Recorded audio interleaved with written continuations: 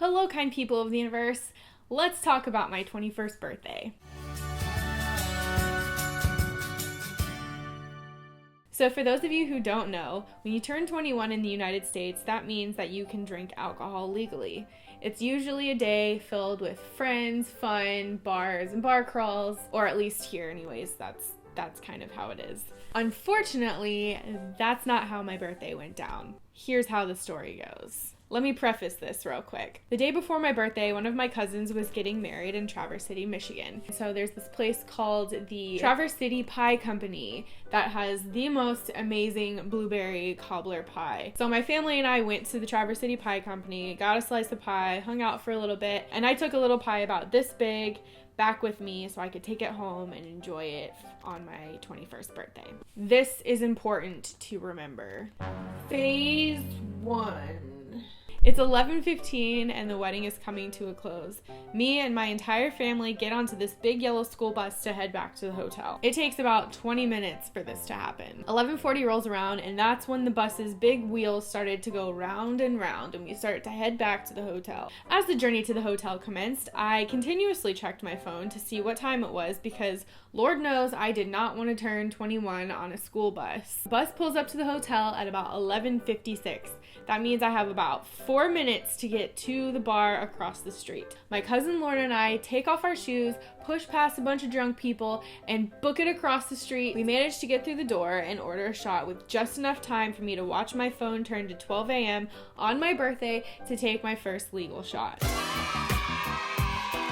After about an hour of hanging out at the bar, I decided I needed to go to bed because my flight the next morning was leaving pretty early and I didn't want to be all tired on my 21st birthday. So I said my goodbyes and I went to sleep.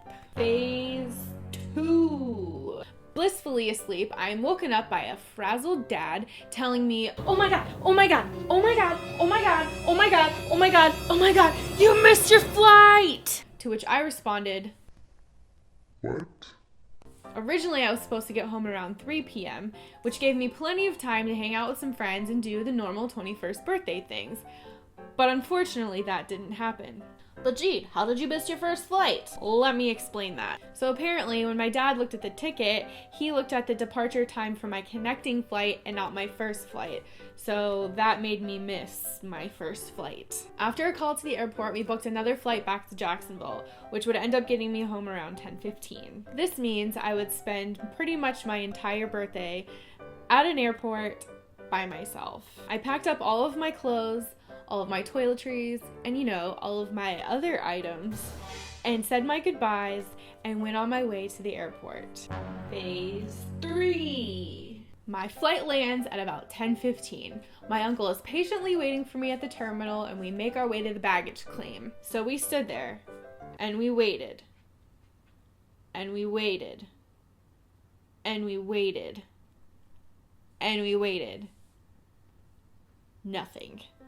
Doors close on the baggage claim and my bag is nowhere to be seen. So then we go over to the airport people and I'm like, "Hey, where's my luggage?" And they're like, Actually, I think we lost it. We'll get it back to you tonight. We'll give you a call." So I left the airport empty-handed and headed back to my apartment. When I get home, I actually get to hang out with 4 of my best friends who are patiently sitting there waiting for me to hang out. That was absolutely wonderful. You decided to take some time out of your day and hang out with me, and I will always, always, always love you and thank you all for that. So 1 a.m. rolls around, my friends leave, and I head back to sleep. But that's not where the fun ends. Phase 4. 3:30 a.m. rolls around and I get a phone call, and this is what I hear. "Hello, is this Miss Jean?" "Yes." "Yes, hi, this is the airport people, and we're downstairs with your luggage, but there seems to be a slight problem. You might want to come check it out." Okay. Are you joking? So I go downstairs and I see my luggage in this big plastic bag, completely destroyed. And I'm not just saying like there's like a little tear or something like that. No. Ripped to shreds. Like, here's a picture of it. Do you see this? Do you see this? So I bring it upstairs to make sure all my things are still in the bag, all of my clothes, all my toiletries. And then I realize something horrible has happened. The blood and guts of my blueberry cobbler pie were all over everything. Everything. Ugh. Hey kids, listen up. Don't put blueberry cobbler pie into your luggage. That means it's just gonna get everywhere and you're just gonna be really upset about it and you're gonna be like, oh no, and then there's gonna be blueberry all over your clothes and all over your stuff and it's not gonna come out because blueberry apparently just doesn't come out of clothing. So yeah, don't do that. I would also like to point out that because I thought my luggage was completely useless, the next morning I threw it away into the dumpster outside my apartment, and then 10 minutes later my dad gives me a call and he's like, hey Jean, don't throw that luggage away because we're gonna need to take it to the airport so they can get you new luggage. So I had to go into the giant dumpster and I had to get my luggage out of it, and that was a really exciting time, and I actually took a picture of that too. Here it is. So yeah, if you're going to take anything away from this story, just remember these 3 things. 1, always check your ticket yourself when you're flying somewhere.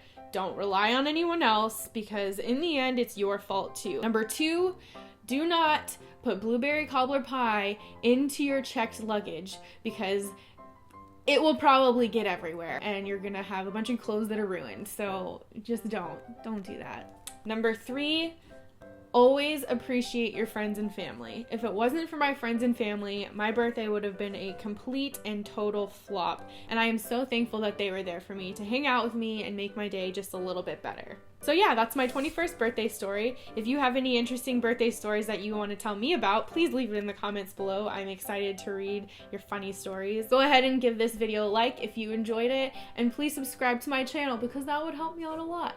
So yeah. Love y'all very much, and we'll see you later. Goodbye!